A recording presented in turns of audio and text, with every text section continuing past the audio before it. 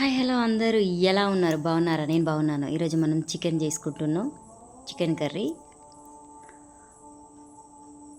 కావాల్సినవి ప్యాన్ పెట్టుకొని ఉల్లిగడ్డ పచ్చిమిర్చి అండి కామన్ మసాలాలు వేసుకున్నాను. ఇవి వేగుతుండాలి, కొంచెం సాల్ట్ వేసినా త్వరగా వేగుతాయని.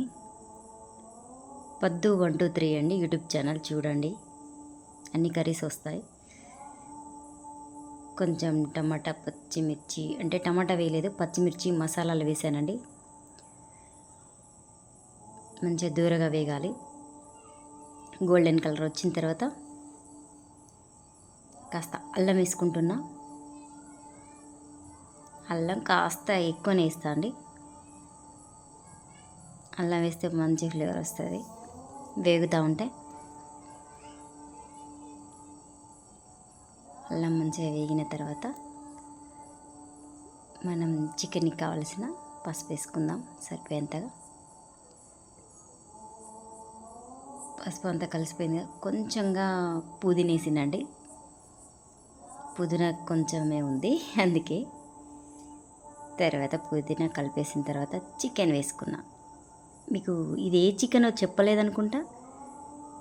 తెల్ల కోడి, జుట్టు కోడి అంటారు కదండి, అదే తీసుకొచ్చిన. మంచి టేస్ట్ ఉంటుందండి. ఎట్లాగో నాటుకోడిలానే ఉంటుంది. తినే వాళ్ళకి బాగా తెలుస్తుందండి. బాగా నూనెలోనే మంచిగా ఫ్రై చేయాలండి. మనకు చికెన్లో ఉన్న వాటర్ అంతా పోయే వరకు ఆ నూనెలో మూత పెట్టొద్దండి. మంచిగా ఫ్రై చేసుకుంటూనే ఉండాలి చికెన్. కొంచెం రెడ్గా అయిద్దండి చికెన్, గోలినట్టుగా ఫ్రై అవుతుంది. అయిన తర్వాత కొంచెం టమాటా ఒకటే వేసినండి, టమాటా కూడా ఎక్కువ వేసుకోవద్దు. అట్లా ఒకటి వేసిన, మూత పెట్టేసిన, ఉడికింది కదా, మొత్తం కలిపేసుకొని ఇప్పుడు మనం కారం వేసుకుందాం. మీరు తినేంత తగినంత కారం వేసుకోండి, మంచి టేస్టీగా ఉంటుంది. ఇది కూడా నూనెలోనే మంచిగా ఉడకాలండి కాసేపటిదాకా. కారం వేసాం కదా, తొందరగా అడగంటుకుంటుంది. మంచిగా కలుపుతూ ఉండండి. అందులో కొంచెమే అట్లా కొత్తిమీర వేసిన, ఎక్కువ ఉంది కొత్తిమీర అని.